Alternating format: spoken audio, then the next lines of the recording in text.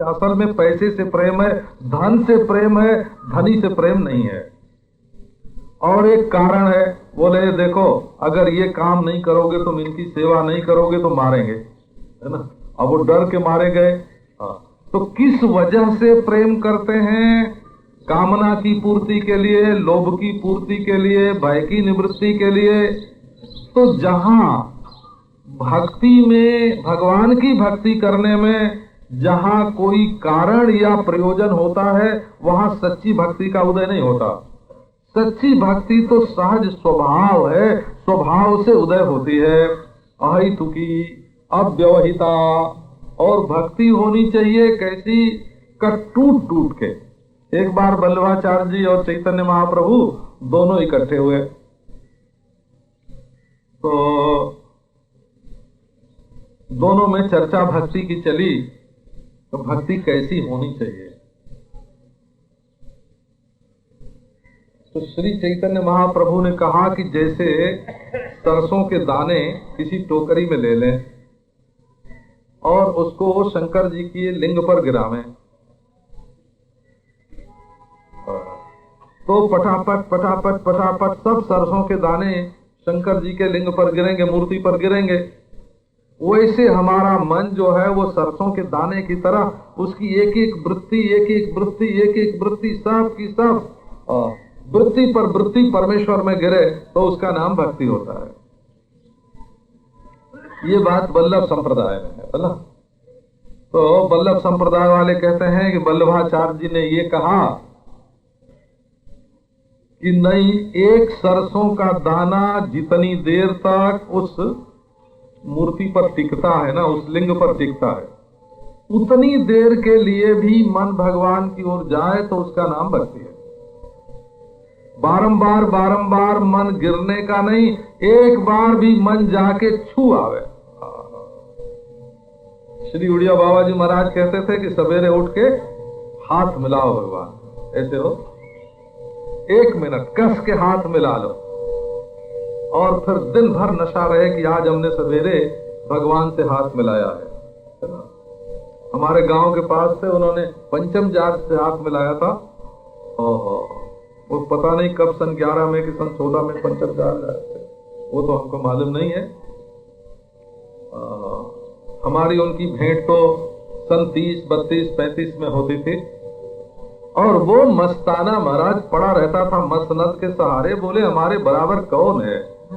सम्राट पंचम जार्ज ने हमसे हाथ मिलाया है। अब दिन भर महाराज खुदर बुदर करते रहे और भाव तो कुछ बने ही नहीं, है ना। और एक बार कस के भगवान से मिल लो, एक आलिंगन उनका ऐसा लो, एक बार पानी पीजन ऐसा करो, ऐसा कि दिन भर हाथ में दर्द होता है कि भगवान ने हमारा हाथ पकड़ के दबा दिया, है ना। हमारे एक मित्र हैं, वो एक दिन मन ही मन खिलाने लगे हो भगवान को। है वो मन से भगवान को, तो किशमिश अपने हाथ में लेके बढ़िया, और भगवान के मुंह में डालते थे, भगवान के मुंह में डालते थे, और उनको ये ख्याल होता था कि भगवान खा रहे हैं। तो एक बार भगवान श्री कृष्ण तो बड़े चंचल है ना, अपने दांतों से उनकी उंगली दबा ली। अब वो चिल्लाए हाय हाय हाय हाय। तो बताते हैं कि हमको तो दर्द होने लगा महाराज उंगली में, ये बड़े नटखट है भगवान। तो ये जो है ना, भगवान की भक्ति में व्यवधान होना दूसरी चीज है। हो तो थोड़ी देर इनके भक्त हुए, थोड़ी देर उनके भक्त हुए, थोड़ी देर इनके भक्त हुए, ऐसे नहीं। भक्ति अव्यवहित चाहिए, परमेश्वर की भक्ति। सामे सालोक्य सामीप्यो सार्ष्टि सायुज्यमेव वा ददात्यपि न गृह्णन्ति भक्ता मत सेवनम बिना। वो कहते हैं कि यदि ऐसे भक्त को मैं कहूं कि हे भक्त जी तुम आओ हमारे नगर के मेंबर बन जाओ, सालोक्य नागरिक बन जाओ, और नगर की चाबी तुमको भेंट करते हैं बैकुंठ की, जब चाहो जब खोल के आ जाना। बोले नहीं बाबा हमको चाबी वाबी नहीं चाहिए, है ना। तो बोले अच्छा हम तुमको कहीं का गवर्नर बना देते हैं, राज्यपाल, सारथी, ब्रह्मा, सारथी मुक्ति कहते हैं इसको, ब्रह्मा बना दे कहीं। बोले नहीं नहीं हम ब्रह्मा बनने को तैयार नहीं है, कहा अच्छा तब तुम दिन भर हमारे पास रहो, सामी पिए, अब वरमाला बन जाओ, भौरा बन जाओ, फूल बन जाओ, हमारे पास रहो, इसको सामीप्य बोलते हैं। बोले नहीं हमको ये भी नहीं चाहिए। कहता भाव सायुज्य दे दे तुमको, सायुज्य माने एक साथ तुम बन जाओ कचौरी और हम तुमको उदरस्त कर लेते हैं, हम तुम दोनों एक, सायुज्य माने मिल जाना हो, एक में मिल जाना। बोले ना बाबा इसमें क्या मजा है। तब तुमको क्या चाहिए। कहा हमको तो प्रभु की सेवा चाहिए। मत सेवनम बिना, सेवा में जो आनंद है वो सारस्त्री सालोक के सामीप्य सायुज्य में आनंद नहीं है। स एवात्यंतिको जोगो भक्ति मार्गस्य भामिनी मद भावम प्राप्नुयात् तेन अतिक्रम्य गुणत्रयम्। भगवान श्री रामचंद्र ने कौशल्या जी से कहा कि हे माता, यही आत्यंतिक योग है, भक्ति मार्ग का आत्यंतिक योग है। इसी से तीनों गुण का अतिक्रमण करके मेरे भाव की प्राप्ति होती है। भक्ति प्राप्त करने का मार्ग है। महता कामहीनेन स्वधर्माचरणेन च कर्म योगेन सस्तेन वर्जितेन विहिंसनात्। ये भी पाठ भेद से भागवत में है। मद दर्शन स्तुति महापूजा विस्मृति बंदनैहि भूतेषु मद भावनया संगेन सत्यवर्जनैहि बहुमानेन महतां दुःखिनाम् अनुकंपया स्वसमानेषु मैत्र्या च जमादीनां निषेवया वेदांत वाक्य श्रवणान् मम नामानुकीर्तनात् सत्संगेनार्जवेणैव ह्यहमः परिवर्जनात् कांक्षया मम धर्मस्य परिशुद्धान्तरो जनः मद्गुण श्रवणादेव जाति मामंजसा जनः। भगवान कहते हैं कि भक्ति कैसे मिलती है। एक बात है कि वो अपना जो कर्तव्य है, अपना जो धर्म है, उसको ठीक ठीक पालन करना चाहिए। एक बात, अब एक वैद्य है तो उसका काम है कि रोगी को दवा दे, उसके बारे में उसका ज्ञान है, जानकारी है, अनुभव है, वो लोगों की सेवा कर सकता है। और वो यदि मामले मुकदमे में पंचायत करने चला गया तो उसका वैद्यक का ज्ञान और कम हो जाएगा, क्योंकि जिधर चिंतन की धारा बहती है ना, जिधर अनुभव है वो छूट जाएगा। एक विषय का जो जानकार है वो उसी विषय में अपनी योग्यता बढ़ावे, ये उसका कर्तव्य होता है। तो अपना जो धर्म है उसका ठीक ठीक आचरण करना चाहिए, और वो धर्म उदार होना चाहिए, संकीर्ण नहीं होना चाहिए। माने धर्म का लाभ सबको होना चाहिए, कुछ खास लोगों को धर्म का लाभ होए और बाकी लोगों को न होए, ऐसा नहीं। महता स्वधर्माचरणेन, स्वधर्माचरण उदार होना चाहिए। धर्माचरण तुम करो, अपने अधिकार के अनुसार करो, अपनी ड्यूटी करो, लेकिन उससे जो फायदा होए ना, पुस्तकालय तुम बनाओ लेकिन पढ़ने की छुट्टी सबके लिए हो, ऐसा हो, है ना। पुस्तकालय बनाने के समय कहो कि इसमें दूसरे का पैसा नहीं लगेगा, ये तो ठीक है हम लगावेंगे, बहुत बढ़िया। लेकिन जब उसमें पढ़ने का प्रश्न आवे तब ये मत कहो कि हम और हमारे छोड़कर दूसरे लोग इसमें पढ़ नहीं सकते। तो धर्माचरण में उदारता होनी चाहिए। और दूसरी बात, कामहीन होना चाहिए। आजकल तो पद्धति ये हो गई ना कि भाई मिनिस्टर के द्वारा जब दान करेंगे तो लाइसेंस मिलेगा, परमिट मिलेगा, लाइसेंस मिलेगा, ये पट्टे धर्म के पैसे भी इस तरह लोग खर्च करते हो कि जिसमें ये लोग खुश हो जाएं, तो सकाम हो गया ना। उसमें तुमने धर्म के लिए खर्च कहाँ किया, अपनी कामना की पूर्ति के लिए खर्च किया, अखबार में छपने के लिए खर्च किया। उसका जो पुण्य था यश, है ना, इसी लोक में जस ले लिया। नाम जब अखबार में छप गया कि इन्होंने ये इतना बड़ा दान किया है, तो दान, हमको एक महात्मा ने सुनाया था कि एक सज्जन बड़े भक्त थे, मरने के बाद वैकुंठ गए तो देखा उन्होंने दरवाजा बंद था, वैकुंठ का फाटक बंद, कपाट बंद था हो। तो वो बड़े व्याकुल हुए, रोने लगे कि हे भगवान, ये हमारे लिए बैकुंठ का दरवाजा क्यों बंद है। अरे तब आकाशवाणी हुई कि भगत जी ये बताओ कि तुम मर्त्यलोक से यहाँ आए हो, कुछ छिपा के भी लाए हो कि सब कुछ खुला कर दिया है? हमारे लिए क्या तोहफा लाए हो, क्या भेंट लाए हो हमारे लिए जिस पर किसी की नजर न लगी हो?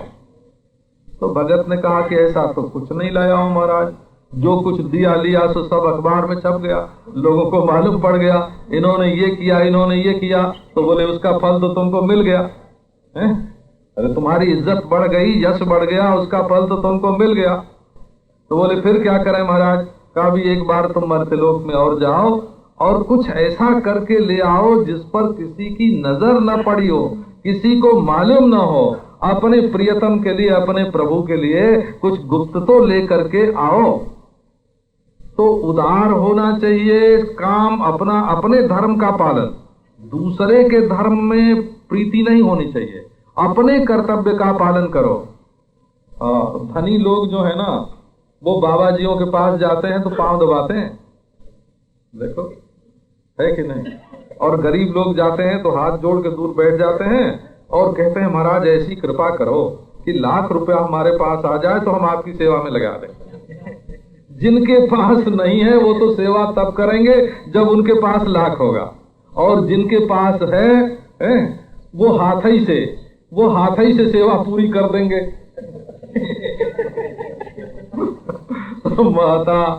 माता कामहीने न स्वधर्माचरणे न च कर्मयोगे न सस्ते न वर्जिते न विहिंसनात्। कर्मयोग भी वो कर्म करना जो प्रशस्त होए, कर्म भी गंदा नहीं होना चाहिए, और कर्म के साथ हिंसा नहीं जोड़नी चाहिए जिससे किसी को तकलीफ पहुंचती हो। धर्म का सबसे शुद्ध, सबसे उत्तम रूप यही माना गया है, अद्रोह सर्वभूतेषु कर्मणा मनसा गिरा अनुग्रहश्च दानञ्च शीलमेतत् प्रशस्यते। प्रहलाद ने कह दिया सत्य जाए तो जाए, लक्ष्मी जाए तो जाए, सब सद्गुण जाए तो जाए, लेकिन हम अपना शील नहीं छोड़ेंगे। तो इंद्र ने पूछा शील क्या है? तो बोले शील यह है कि संसार के किसी भी प्राणी से द्रोह न किया जाए, उसका बुरा न चाहा जाए, न कर्म से, न मन से, न वाणी से किसी का अनुभल न चाहें, और जितना हो सके उतना उसके ऊपर अनुग्रह करें और दें कुछ। अनुग्रह भी सूखा मन ही मन से बड़ी कृपा तो वो नहीं हो, है ना? कुछ सक्रिय चाहिए, कृपा भी सक्रिय चाहिए, साकार कृपा चाहिए। अनुग्रहश्च दानञ्च, अनुग्रह भी होना चाहिए, दान भी होना चाहिए। मत दर्शन स्तुति महापूजा भी स्मृति बंदनई। भगवान कहते हैं मेरा दर्शन करो, मेरी स्तुति करो, मेरी पूजा करो, करो। और एक बात और, संसार में जो प्राणी तुम्हारे सामने आते हैं उनके भीतर उनका रूप धारण करके मैं ही तुम्हारे सामने आया हूं, ये ध्यान आ जाए। भूतेषु मद भावनया, भागवत धर्म में तो सबसे बड़ी भक्ति इसी को मानते हैं। यावत सर्वेषु भूतेषु मद भावो नोपजायते। कोई भी आया, अरे इसके रूप में तो साक्षात भगवान आए हैं। भाई जी का एक है, देख मौत का रूप धरे मैं नहीं डरूंगा तुमसे ना। प्रभु तुम मृत्यु का रूप धारण करके आओगे तब भी मैं तुमसे नहीं डरूंगा। मैं पहचानता हूं तुम ही इस रूप में आए हुए हो। तो संपूर्ण प्राणियों में भगवत भावना होए और आसक्ति कहीं न होए, और असत्य का परित्याग हो। और जो महापुरुष हैं, असल में जो जितना उदार है वो उतना बड़ा महापुरुष है। जिसमें जितनी संकीर्णता है, संकीर्णता ही मनुष्य को छोटा बनाती है। तो महताम बहुमानेन महताम दुःखिनाम अनुकंपया। महापुरुषों का सम्मान अधिक करो, बहुमान करो। बहुमान एक दूसरी चीज होती है। ये सांडिल्य भक्ति दर्शन में सम्मान और बहुमान में फर्क बताया हुआ है। ये सम्मान तो जैसे कोई आया और उठ के खड़े हो गए, हाथ जोड़ लिया, ये सम्मान हो गया। अरे रास्ते में चल रहे हैं और देखा कमल है, कमल खिला हुआ है, हाथ जोड़ लिया, कमल नयन, हे कमल, और तुम कितने बड़े हो, तुम्हारे जैसी आंख है भगवान के, कहे सूर्य, हे चंद्रमा, तुम भगवान के नेत्र हो। इस तरह से एक एक चीज देख करके, हरिण को देख करके भगवान की आंखों की याद आ जाए, कोयल की आवाज सुन करके भगवान की आवाज याद आ जाए। तो महापुरुषों को देख करके उनके अंदर जो गुण हैं, उन गुणों के द्वारा भगवान के गुणों का स्मरण हो जाए और दुखी प्राणी के ऊपर कृपा हो, दिल कांप जाए। ये नहीं कि हमने इसका बड़ा उपकार किया, ये बात जहां आई वहां उपकार तो चौपट हुआ। ये अनुकंपया का अर्थ, कंपन तो जानते ही है ना आप, किसी को दुखी देखकर अपना दिल कांपने लग जाए हो, जैसे वो ठंड के मारे थर-थर कांप रहा है ना, वैसे अपना दिल भी कांपने लगे। एक भारतेंदु बाबू हरिश्चंद्र थे काशी में, तो वो जब सवेरे निकलते थे ना, शाल वाल ओढ़ के निकलते थे, और रास्ते में कोई जड़ाता हुआ मिल जाता तो अपना वही साल उसको उड़ा के खुद नंगे आते घर में। कर्ज हो गया था, सब बिक गया। हम लोग जाते हैं ना गोपाल मंदिर में, कर्ज हो गया था, सब बिक गया, लेकिन अंततो गत्वा ये जो उनकी उदारता थी ना, वो उनके जीवन के साथ ही गई हो। दुख नाम अनुकंपया। एक हमारे गांव के पास थे ठाकुर साहब, उन्होंने इतना खिलाया लोगों को, इतना खिलाया कि रात को लकड़ी नहीं थी तो अपनी किवाड़ी चिरवा दी, अपने पलंग का पाया काट के और रसोई बनवा दी, और अपने घर का सब सामान मोदी के घर में गिरवी रख के लोगों को खिला दिया। उनके जब कोई आता था ऐसे करते थे। तो मुझे एक दिन मैं खा रहा था उनके यहाँ स्वयं, तो मैंने कहा कि ठाकुर साहब आनंद तो खिला के खाने में है। तो बोले कि नहीं बाबा जी, हमको हमारे वंश को बाबा जी बोलते हैं, कि नहीं बाबा जी, आनंद खिला के खाने में नहीं है, आनंद खिला के भूखे रह जाने में। और जिस दिन उन्होंने बताया कि हमारे जीवन में जिस दिन ऐसा प्रसंग आया है कि हमने किसी को खिला के और स्वयं अपने को भूखा रखा है, हमारी पत्नी भूखी रही है, हमारा बेटा भूखा रहा है, हम भूखे रहे हैं, उस दिन हमको जो आनंद आया है, वो आनंद जिस दिन खाया है, खाने से कभी नहीं आया। यही तो रंतिदेव का आनंद था, रंतिदेव का यही आनंद था। हो दुख नाम समाने सुमैत्रिया च जमादीनाम निषेवया। अपने समान जो हैं उनसे मित्रता का भाव रखना चाहिए, और यम नियम का, सत्य अहिंसा अस्तेय आदि का पालन करना चाहिए। वेदांत वाक्य श्रवणात् मम नामानुकीर्तनात्। वेदांत से द्वेष नहीं करना चाहिए। ये लोग डरते हैं कि हमारी साधना छूट जाएगी और कोई वो दूसरा फंड है। नहीं, वो तो वेद शास्त्र का सार है, रहस्य है, अंतिम तत्व है, उसका श्रवण करना चाहिए। वेदांत वेद्यम विभुम, तुम्हारे राम जी कैसे मालूम पड़ेंगे? राम जी तो वेदांत वेद्यम विभुम, ज्ञान गम्य जय रघुराई। ये तो नारा ही है ना, ज्ञान गम्य जय रघुराई। तो जिससे भगवान गम्य होते हैं, वेद्य होते हैं, उससे द्वेष नहीं करना चाहिए। वेदांत वाक्य का श्रवण करना चाहिए। मम नामानुकीर्तनात्। बोले अभी तो समझ इतनी नहीं है, बोले खूब नाम का कीर्तन करना चाहिए। सत्संगे नार्जवेणैव ह्यहमः परिवर्जनात्। सत्संग करना चाहिए, पर सत्संग में एक चीज चाहिए। वो क्या है? कि वो सरलता है। कपट और सत्संग, ये दोनों एक साथ होंगे तो सत्संग अपना फल जाहिर नहीं करेगा। कपटी के प्रति सत्संग अपने फल को सुरक्षित रख लेता है। बस दो चीज सत्संग में बाधा डालती है, एक तो कपट और एक अहंकार। सत्संगे नार्जवेणैव ह्यामः परिवर्जनात्, चाहिए बिल्कुल सरलता। अर्जुन सत्संग का अधिकारी है। देखो अर्जुन के मन में कभी कभी कृष्ण के प्रति क्या भाव आता था। गीता में देखो, व्यामिश्रेणेव वाक्येन बुद्धिम मोहे शिव में, और तुम हमारी बुद्धि को व्यामुग्ध कर रहे हो। सच सच बोलो, जयसी चेत कर्मणस्ते मता बुद्धिर्जनार्दन तत्किम कर्मणि घोरे माम नियोजयसी केशव। हमको बुरे काम में क्यों लगाते हो? ये युद्ध तो बुरा काम है, साफ साफ कह दिया। तो सत्संग में एक तो कपट जो होता है वो बड़ी भारी बाधा डालता है, और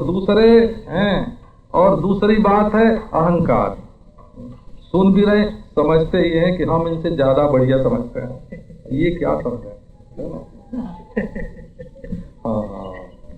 खास करके जिनके पास कोई, जैसे कोई कानून का पंडित हुआ, वकील, तो समझेगा कि हमारी बुद्धि के सामने इनकी क्या है, और डॉक्टर हुआ तो समझेगा हम जितना समझते हैं उतना ये क्या समझेंगे। साइंसदान हुआ, वैज्ञानिक हुआ, बोले हमारी समझ के सामने इनकी समझ क्या है। तो अहंकार काम करता है। पैसे वाले लोग होते हैं तो कहते हैं हमारे पास इतनी बुद्धि है कि हमने इतना पैसा कमाया है, और ये क्या होते हैं, आओ इनको 5 रुपया दे के आगे बढ़ा दें। तो वो तो आगे बढ़ाते हैं पट्टे, है ना, वो कुछ सत्संग थोड़े करते हैं। कांक्षयाम हम धर्मस्य परिशुद्धांतरो जना मद गुण श्रवणादेव याति मामंजसा जनः। मन में भागवत धर्म की आकांक्षा हो। भागवत धर्म माने भगवान जैसे प्रसन्न होते हैं वैसे हमको करना चाहिए, और अंतःकरण शुद्ध होना चाहिए। और देखो सीधा सीधा उपाय है एक, और बहुत सुगम है। इसमें न हर लगे न फिटकरी रंग चोखा। वो क्या है कि भगवान का गुणानुवाद सुनो, भगवान का गुणानुवाद सुनो। यहाँ तक कि गोपियों में भी जो भगवत प्रेम है उसके बारे में भी ये कहा जाता है कि वो परस्पर एक दूसरे से गुणानुवाद भगवान का गुणगान करती थी, इससे उनका प्रेम भगवान से हुआ। तत्रापि न महात्म्य ज्ञान विस्मृत्य अपवादः, नारद का सूत्र है। गोपियों को भी महात्म्य ज्ञान था। इसका अर्थ है कि गोपियों को भी कृष्ण के महात्म्य का ज्ञान था। तो भगवान के गुणानुवाद का श्रवण करना चाहिए। गुमद गुण श्रवणादेव जाति मामंजसा जनः, यही सबसे सुगम उपाय है। यथा वायुवशाद गंधा स्वाश्रयाद घ्राणमाभिषेक, जैसे हवा पर चढ़ करके गंध मनुष्य की नाक में प्रवेश करता है। गंध रहती है फूल में, लेकिन हवा के रथ पर वो चढ़ता है और मनुष्य के नाक में घुस जाता है। इसी प्रकार ये जो चित्त है ये योगाभ्यास के रथ पर चढ़कर अपने आत्मा में प्रवेश करता है। इसके बाद एक जो भागवत धर्म की खास बात है, भागवत में भी है, वो कही जाती है, सर्वेषु प्राणि जातेषु यमात्मा व्यवस्थिता तमज्ञात्वा विमूढ़ात्मा कुरुते केवलम वही। उसमें जरा दूसरे ढंग से है, पर बात यही है। बोले भगवान कहते हैं देखो कि संसार में जितने प्राणी हैं उनकी आत्मा के रूप में मैं ही बैठा हुआ हूँ। तो ये संसारी लोग, मूढ़ लोग मुझको तो पहचानते नहीं और केवल बाहर की पूजा में लगे रहते हैं।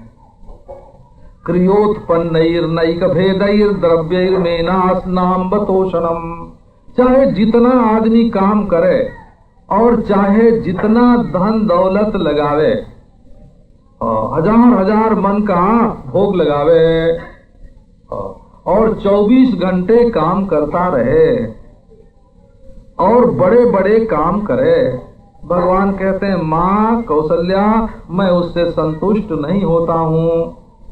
क्यों? भूतावमानिनार्चायाम अर्चितो हम न पूजितः।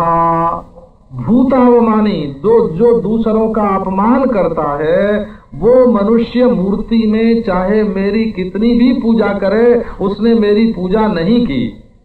तावन मामर्चयेत् देवं प्रतिमादौ स्वकर्मभिः यावत् सर्वेषु भूतेषु स्थितं चात्मनि न स्मरेत्। तभी तक मूर्ति में मेरी पूजा की जाती है अपने कर्म के द्वारा, जब तक सबके भीतर रहने वाले भगवान और अपने भीतर रहने वाले भगवान दोनों पहचान में नहीं आ जाते। यस्तु भेदम प्रकुरुते स्वात्मनश्च परस्य च भिन्न दृष्टेर्भयं मृत्युस्तस्य कुर्यान्न संशया। बोले जो आत्मा और पराया के बीच में पेट रख देता है, मेरा पेट अलग तुम्हारा पेट अलग, हमारा खाना अलग तुम्हारा खाना अलग, ये जो भेदभाव करता है उसकी दृष्टि भिन्न है और मृत्यु का भय उसको सर्वदा बना रहता है।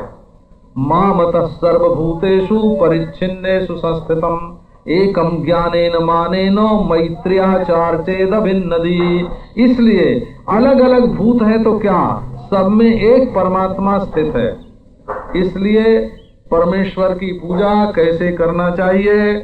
तो परमेश्वर की पूजा ऐसे करना चाहिए, एकम ज्ञानेन मानेन। पहले तो जानो कि सब में एक है, फिर सम्मान करो सबका और फिर सबके प्रति मैत्री की भावना रखो और अपनी बुद्धि को फूटने मत दो। एकं ज्ञानेन मानेन मैत्र्याचार चेत अभिन्नधि। एक ही परमेश्वर सब में है। देखो हम पत्थर में पूजा करते हैं भगवान का और मिट्टी में करते हैं। ये जब कर्मकांड प्रारंभ होता है तो पहले भूमि पूजन होता है। ओम भूरसी भूमिरसी दितिरसी विश्वस्य धाया। भूमि देवी में भगवान की पूजा होती है। प्रभु तुम पृथ्वी के रूप में हो। सलिल मासीता प्रकेतइदम आपोहिष्ठामयो भुवा। भगवान जल रूप हैं। अग्नि नय सुपथाराय वायो त्वमेव प्रत्यक्षम ब्रह्मासि। कम ब्रह्म खम ब्रह्म।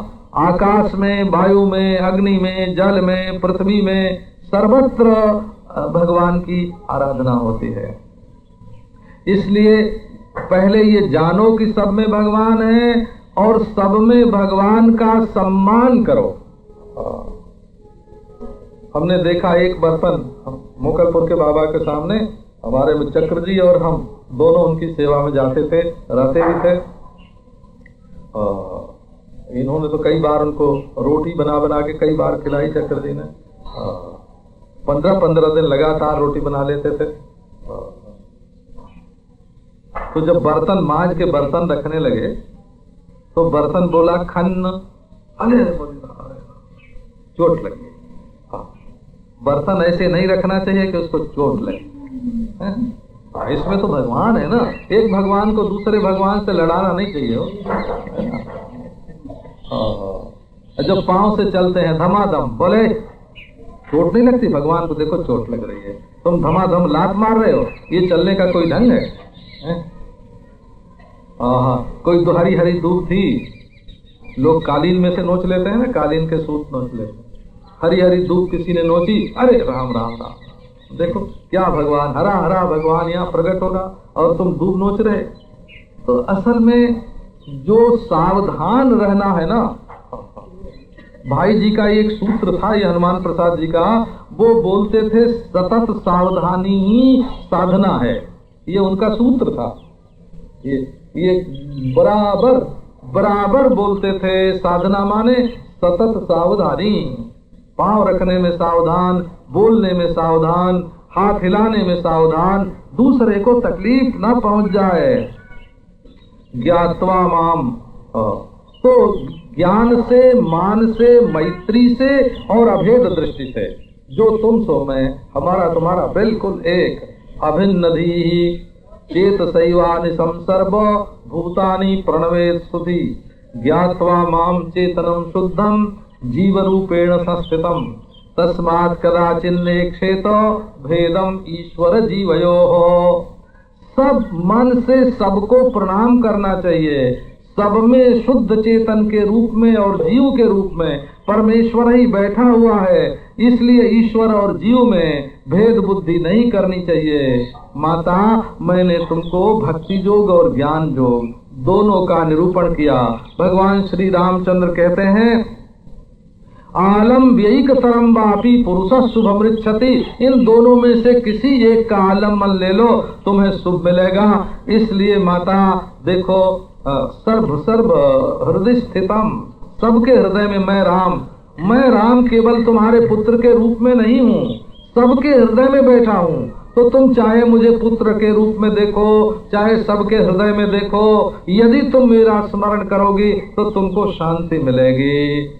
राम का ये वचन सुन करके कौशल्या जी को बड़ा आनंद हुआ और उन्होंने अपने हृदय में श्री राम का ध्यान किया, संसार बंधन को काट दिया और तीन जो सत्व रज तमोगुण की गति हैं उनको पार करके परम गति को प्राप्त कर लिया।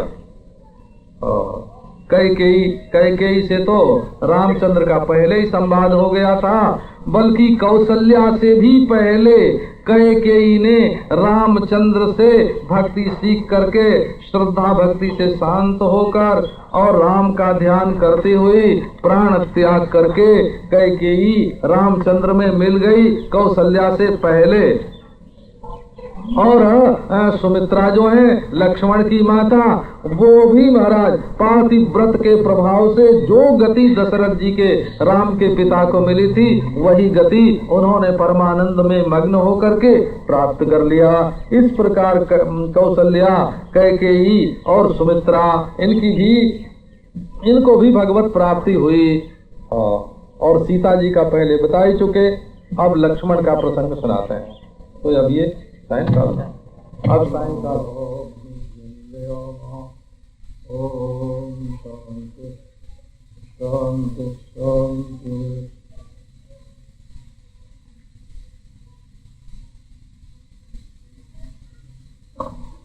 पादलद्युतितनुं तरुणाब्जनेत्रं हेमाम्बरं वरविभूषणं भूषणाङ्गं कंदर्पकोटि कमनीय किशोरमूर्तिं मूर्तिं मनोरथुवां भजवान्कीतं।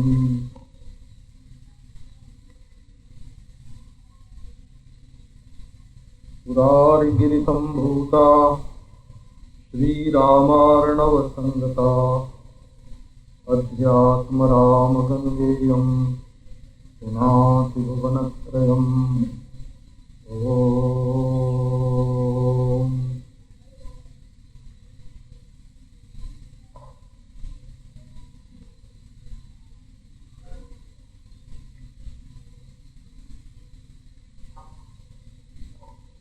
रामायण की राजनीति में और महाभारत की राजनीति में एक बात का अंतर स्पष्ट है। रामायण के राजनीतिज्ञ अपनी प्रतिज्ञा का निर्वाह करने में अत्यंत तत्पर हैं और महाभारत के राजनीतिज्ञ अवसरोचित काम करते हैं, वो प्रतिज्ञा निर्वाह के चक्कर में नहीं पड़ते।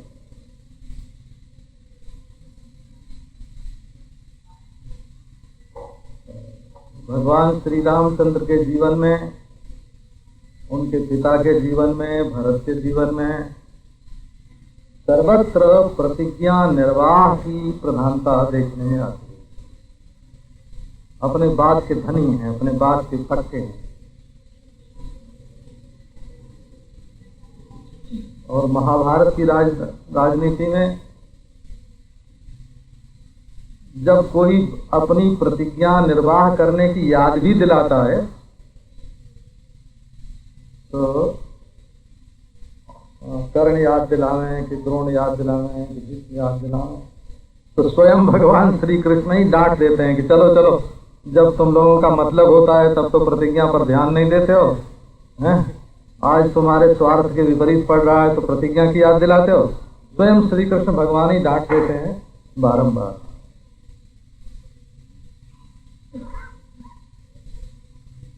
और श्री रामचंद्र की राजनीति में कर्तव्य पालन की प्रधानता है। वो संबूक वध का प्रसंग भी बिल्कुल ऐसा ही है। जैसे एक सैनिक बंदूक उतार के रख दे और डॉक्टरी का काम करने लगे, और डॉक्टर चिकित्सा छोड़ के वकालत करने लगे, तो वो राज्य में दंड का पात्र होता है। नियंत्रण चाहिए, अपने अपने कर्तव्य का पालन करना चाहिए। अब वेद पाठी झाड़ू लगावे और झाड़ू लगाने वाला वेद पाठ करे, माने अपनी ड्यूटी छोड़ दी उसने। तो जैसे फौजी शासन में दंड होता है ना, तुम अपनी ड्यूटी पर नहीं थे, कहाँ गए?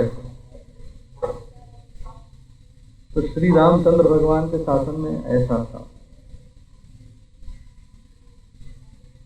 एक ऐसा है कि यदि सब लोग गाने बजाने में ही लग जाएं तो राज्य कैसा होगा।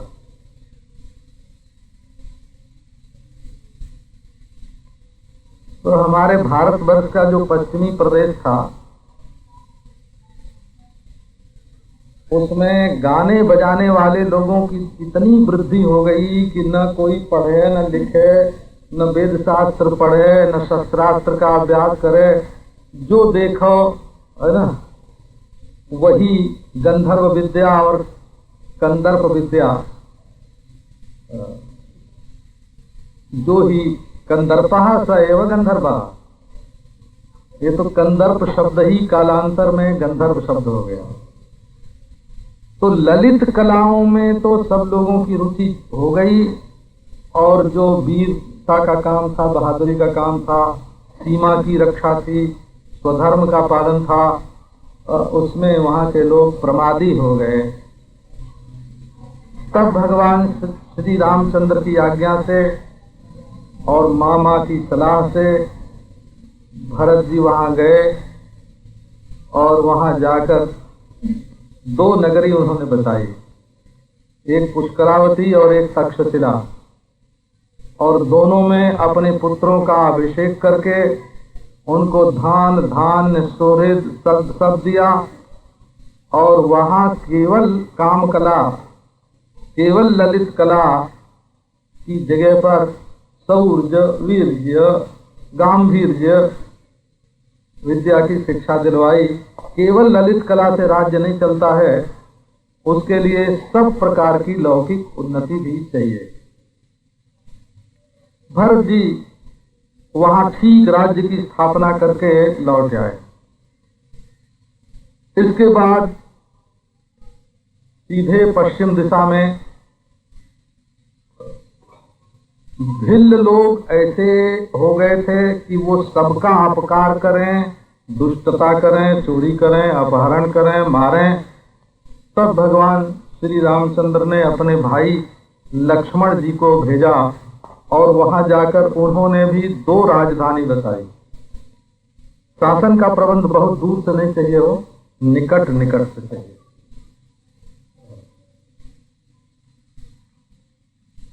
और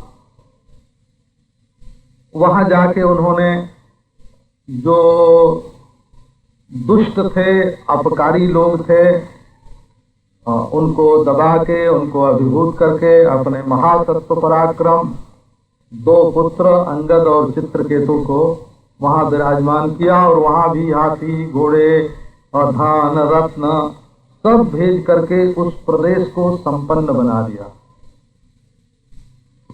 शत्रुघ्न जी पहले से ही चले गए थे मथुरा के आसपास। इस प्रदेश में विदिशा पर्यंत का शासन शत्रुघ्न जी करते थे, और चक्रवर्ती सम्राट भगवान श्री रामचंद्र थे। इस प्रकार भरत, शत्रुघ्न, लक्ष्मण के द्वारा भगवान श्री रामचंद्र शासन की व्यवस्था संभालते थे। उसमें बीच बीच में पर्यवेक्षण भी होता था, उसको पर्यवेक्षण बोलते हैं।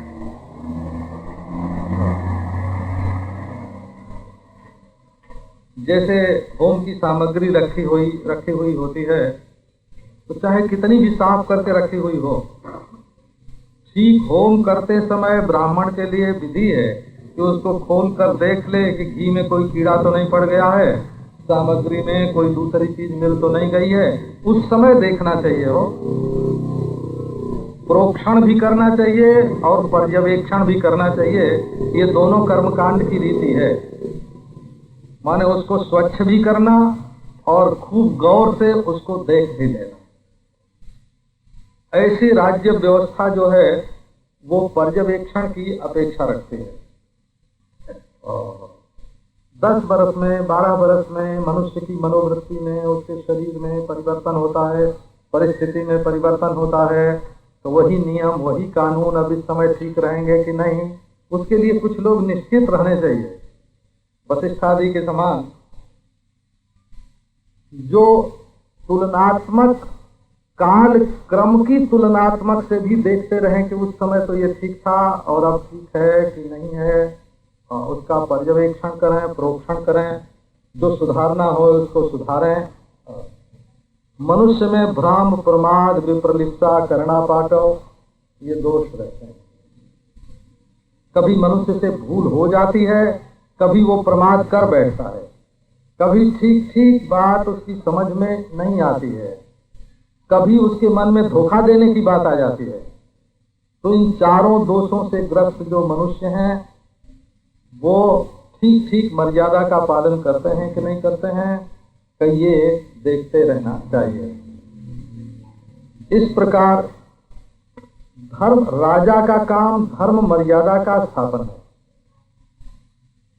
तो प्रतिज्ञा निर्वाह की दृष्टि से और धर्म मर्यादा के पालन की दृष्टि से भगवान श्री रामचंद्र का राज्य पूर्ण था। अब समय तो सभी के राज्य में बदलता है, ऐसा तो नहीं है कि क्रम की संवित न हो, पहले ये था फिर ये था फिर ये था। तो एक दिन रामचंद्र भगवान के दरबार में एक ऋषि वेश धारण करके महात्मा पधारे और उन्होंने लक्ष्मण से कहा कि जाके राम से कहो कि मैं अतिबल ऋषि का दूत हूँ और पुरुषोत्तम का दर्शन करने के लिए आया हूँ। महर्षि अतिबल ने माने जो बहुत बली हों, अतिशय बली हों, उनको अतिबल बोलेंगे। ये अतिशय बली कौन है? ये काल है। काल चक्र के सामने किसी का बल नहीं टिकता है।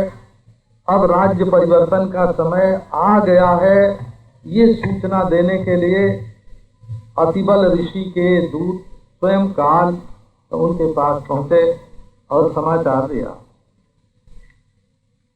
रामचंद्र ने कहा कि भाई इतने बड़े तपोधन आए हैं और वे परिवर्तन की सूचना देने के लिए आए हैं, ये तो समझ गए, बड़े सत्कार से उनको ले आओ।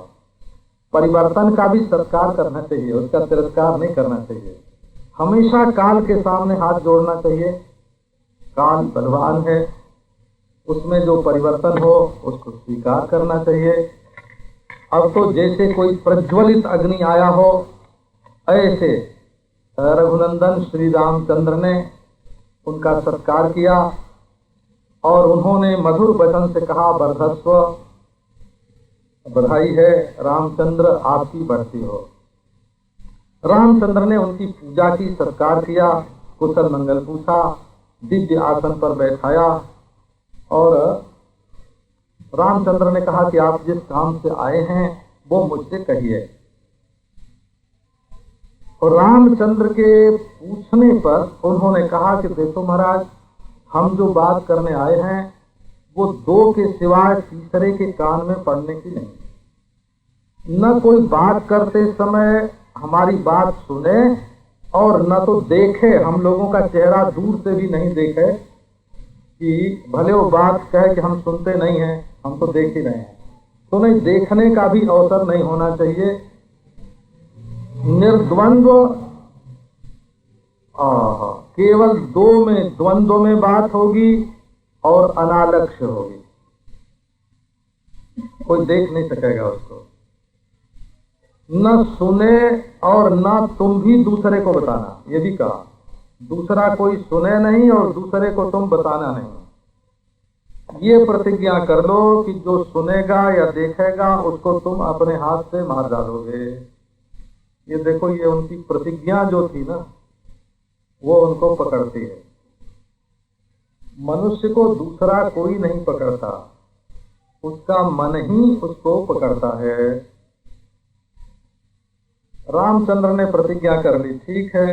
लक्ष्मण जी से कहा कि तुम दरवाजे पर बैठ जाओ और यहाँ इस एकांत में कोई भी मनुष्य नहीं आवे, और लक्ष्मण यदि कोई आवेगा तो मैं उसका वध करूंगा। अब बोले कि जो तुम्हारे मन में योजना है, मनीषितम, मनसौदा हो मसविदा, जो तुम्हारे मन में योजना है वो हमको सुनाओ। अब उन्होंने कहा कि राम सुनो, ब्रह्मा जी ने हमें तुम्हारे